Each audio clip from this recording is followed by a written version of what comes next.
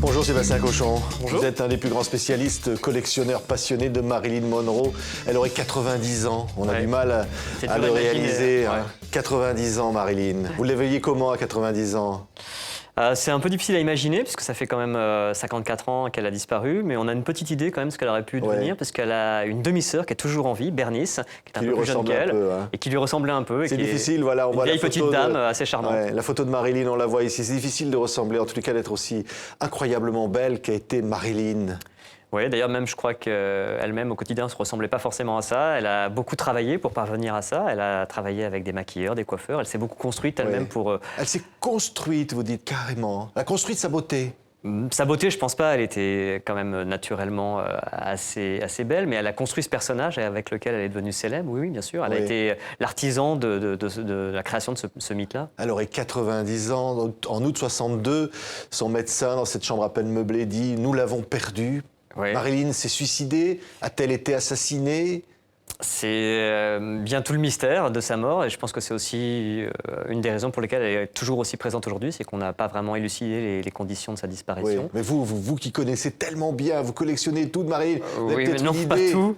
votre Mais ça m'intéresse conviction. beaucoup. Oui, mais c'est plus sa vie qui m'intéresse que sa mort, en fait. Oui. Ouais, c'est plus sa carrière, ses choix de productrice, d'actrice. C'est quelqu'un qui a beaucoup travaillé. On a un peu oublié à quel point elle avait été aussi ambitieuse, à quel point elle avait essayé de se démarquer justement du système des studios. Elle avait combattu pour monter sa maison de production. C'est tout ça qui m'intéresse. Une très forte personnalité qui peut décider à 36 ans d'en finir. Je sais pas, elle avait des projets, les gens que j'ai eu la chance de rencontrer, qui étaient des gens qu'elle côtoyait à l'époque, avec qui elle travaillait, des photographes, des gens comme ça, disaient qu'elle débordait de projets, elle avait des tas de choses en tête, donc c'est un peu difficile d'imaginer. Donc c'est difficile de croire qu'elle ait pu vouloir se suicider. Oui, mais en même temps, vous pouvez rencontrer...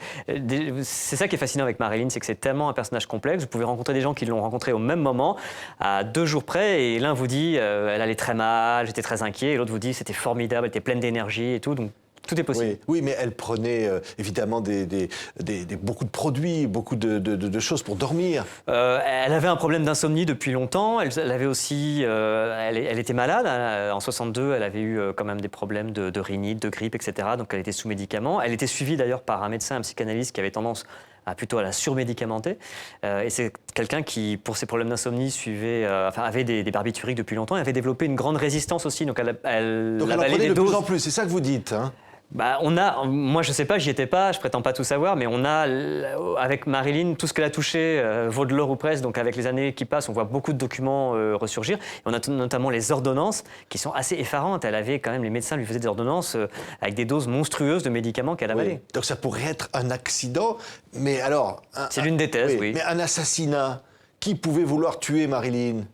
Ça, j'y crois pas trop quand même. C'est des thèses un peu conspirationnistes qu'on a vu fleurir dans les années 90, dans des ouvrages pas très recommandables, depuis qu'on été un peu discrédités. Donc ça, On pense évidemment au clan Kennedy, à la relation avec le président. Oui, mais enfin, honnêtement, on a du mal à croire qu'une actrice ait pu mettre en danger une démocratie. Non, ça, oui. Non, mais elle peut-être savait quelques secrets... Je crois pas. Oui, d'oreiller, des secrets d'oreiller. Oui, mais je pense pas que ce soit pour ça qu'elle... Non, je crois pas. Mais comment vous expliquez, Sébastien Cochon, qu'aujourd'hui encore Marilyn est un tel mythe?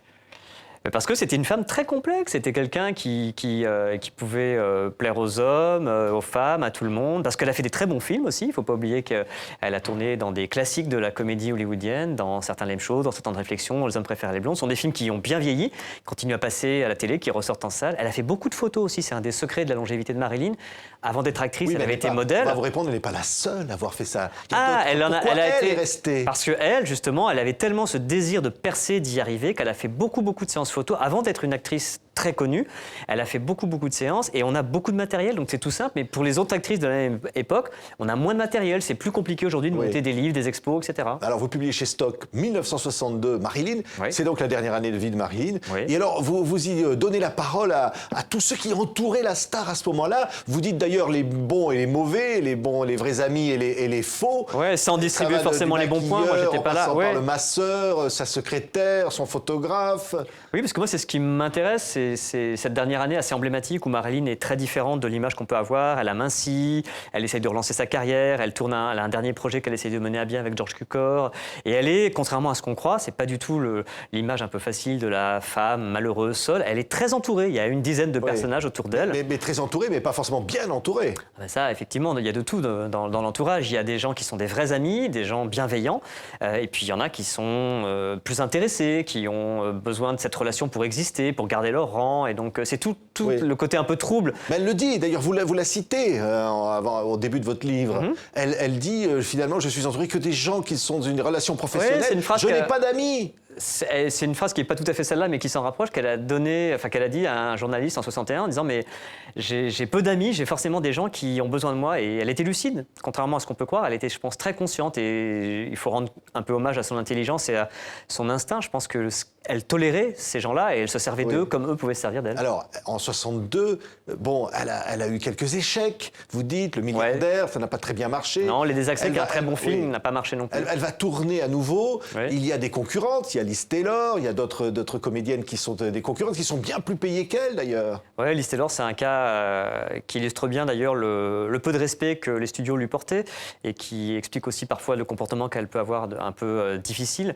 C'est que Liz Taylor était sous contrat avec la MGM et que la Fox a fait un pont d'or à Liz Taylor pour tourner Cléopâtre, alors même que Marilyn avait postulé pour le rôle, on ne lui a pas donné et elle était payée 10 fois moins par son propre studio. Alors donc elle est jalouse, elle veut faire des photos nues avec Larry Schiller, vous le citez d'ailleurs dans le livre. Oui, Larry Schiller, lui, c'est c'est un jeune photographe de plateau qui travaillait à l'époque sur ce dernier tournage et qui avait tout de suite compris qu'il y avait une scène de piscine où Marilyn devait tourner nue ou semi-nue. Il avait été très malin de voir que ça pouvait intéresser la presse. C'était la première fois que Marilyn tournait nue après le fameux calendrier qu'elle avait réalisé en 1946. Et donc ça pouvait être un événement. Et il lui a bien fait comprendre à Marilyn que si elle lui donnait l'exclusivité de ces images-là, il se chargeait, lui, de faire en sorte qu'elle existe dans le monde entier, en couverture des magazines.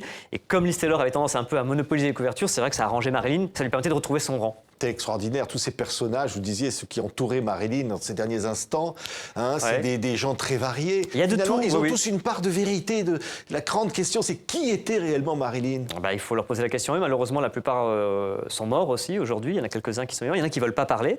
Et puis il y en a dans ceux qui parlent qui sont aussi des gens qui sont un peu âgés. Les souvenirs se troublent, même se trompent sur les années. C'est très difficile. On parle de gens d'une période qui date de plus d'il y a 50 ans, 54 ans pour être précis. Donc c'est difficile. Mais c'est ce qui est certain, et ça on le voit aujourd'hui, Marilyn aurait 90 ans, elle est toujours là. Ouais, c'est fou. En fait.